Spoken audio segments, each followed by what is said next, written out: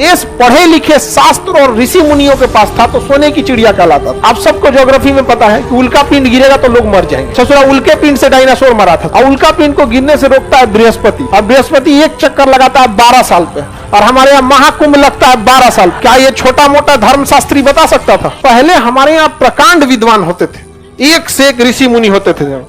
देश पढ़े लिखे शास्त्र और ऋषि मुनियों के पास था तो सोने की चिड़िया कहलाता था। आप सबको ज्योग्राफी में पता है कि उल्का पिंड गिरेगा तो लोग मर जाएंगे। ससुरा उल्के पिंड से डायनासोर मरा था और उल्का पिंड को गिरने से रोकता है बृहस्पति, और बृहस्पति एक चक्कर लगाता है 12 साल पे, और हमारे यहाँ महाकुंभ लगता है 12 साल। क्या ये छोटा मोटा धर्मशास्त्री बता सकता था? पहले हमारे यहाँ प्रकांड विद्वान होते थे, एक से एक ऋषि मुनि होते थे।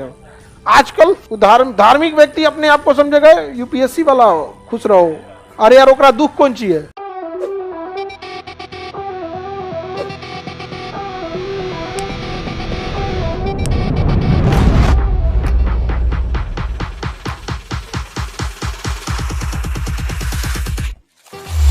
राम जी इधर से ही गए थे इसलिए इसे राम सेतु कहते हैं। क्या कहते हैं? लेकिन मुस्लिम और ईसाई परंपरा के हिसाब से यहां से आदम गुजरे थे इसलिए आदम ब्रिज। कि हमारे देश में ऐसा हो गया कि धार्मिक शिक्षा की ओर वह इंसान गया जो इस शिक्षा की ओर नहीं जा रहा था। अक्सर आप देखिएगा हमारे समाज में ये क्या होते जा रहा है कि धर्मगुरु वही बन रहा है जो नीट जेई यूपीएससी नहीं निकाल पा रहा है। ऐसा एक देखिएगा अपने हिसाब से। तो आप देखिए इससे क्या हो रहा है ना कि धार्मिक जो चीज हो रही है उसमें सेलेक्टेड लोग नहीं जा पा रहे हैं, बल्कि वो लोग जा रहे हैं जो बड़े लेवल वाले चीजों में नहीं जा पाए किसी कारणवश। या तो इंटेलेक्चुअल उतना तेज नहीं थे पढ़ने में, या तो पैसे नहीं थे, या तो माहौल नहीं थे। और दिक्कत क्या होता है ना कि हमेशा से भारत में धार्मिक शिक्षा जो है ना, भले वो कमाने में उतना स्रोत नहीं है, लेकिन धार्मिक शिक्षा के पास ना सुपीरियरिटी है। धार्मिक व्यक्ति अपने आप को समझेगा यूपीएससी वाला हो, खुश रहो। अरे यार ओकरा दुख कौन ची है? अब वो डीएम एसपी को भी कहेगा खुश रहो, ओकरा कौन ची का दुख है भाई? नहीं समझे यहाँ पे।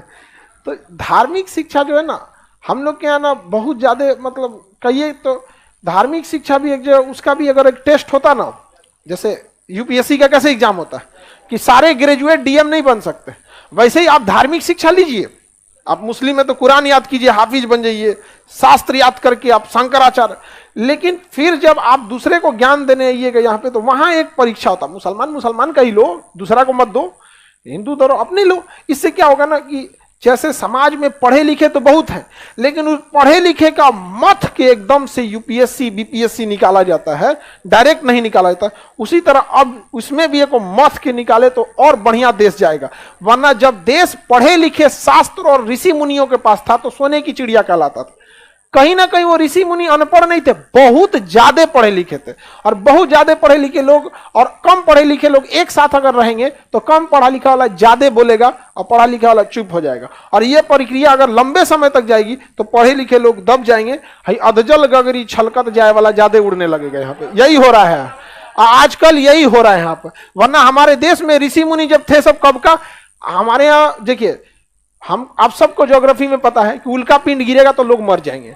ससुरा उल्के पिंड से डायनासोर मरा था और उल्का पिंड को गिरने से रोकता है बृहस्पति, क्योंकि उसे वैक्यूम क्लीनर कहते हैं। और बृहस्पति एक चक्कर लगाता है 12 साल पे, और हमारे यहाँ महाकुंभ लगता है 12 साल। क्या ये छोटा मोटा धर्मशास्त्री बता सकता था? प्रकांड विद्वान बता सकता था? तो पहले हमारे यहाँ प्रकांड विद्वान होते थे, एक से एक ऋषि मुनि होते थे। आजकल चलिए तो रामेश्वरम, चलिए ध्यान से समझिए। रामेश्वरम जो है ना, यहाँ पे राम जी की वजह से इसका नाम क्या हो गया? रामेश्वरम। हाँ रामेश्वरम, यहीं से गए थे राम जी। कहां पे? लंका। और रावण को अहंकार ज्यादा हो गया था, डूब गया बेचारा अहंकार लेके, अपना पूरी तरह से चौपट हो गया। आगे बढ़ते हैं, बाकी रामायण की कहानी आपको पता है। इसी का नाम आदम ब्रिज है। यही पंबन द्वीप पर एक छोटा सा जगह है रामेश्वरम, जहां एपीजे अब्दुल कलाम का जन्म हुआ था। एपीजे अब्दुल कलाम का जन्म भी कहां हुआ था? रामेश्वरम। कहां हुआ था? पंबन द्वीपों का एक समूह है जिसके ऊपर पाक की खाड़ी तथा नीचे मन्नार की खाड़ी या भारत तथा श्रीलंका के बीच अवस्थित है।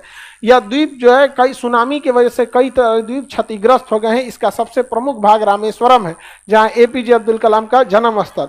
पौराणिक मतलब मान्यताओं के हिसाब से राम जी इसी रास्ते से क्या हुए थे, गए थे। यह इसके जैव विविधता की दृष्टि से बहुत ही संवेदनशील है। यहाँ का पानी उथला हुआ है, जिस कारण यहाँ से समुद्री जहाजें नहीं जा पाती हैं। सरकार की योजना है कि यहाँ से इसे गहरा करके समुद्री जहाजों को ले जाने के लिए रास्ता बनाया जाए, किंतु यहाँ दो अड़चन आ रही है। धार्मिक मान्यता के हिसाब से यह राम जी का सेतु था, अतः इस पर एक धार्मिक कारण है। दूसरा, एनजीटी नेशनल ग्रीन ट्रिब्यूनल का भी कहना है कि यहाँ पर डॉल्फिन, व्हेल तथा बहुत सारे जीव उथले पानी में रहने वालों का निवास स्थल है। अगर यहाँ से रास्ता बना देंगे तो उन लोगों का निवास स्थल भी क्या हो गया, बाधित हो जाएगा।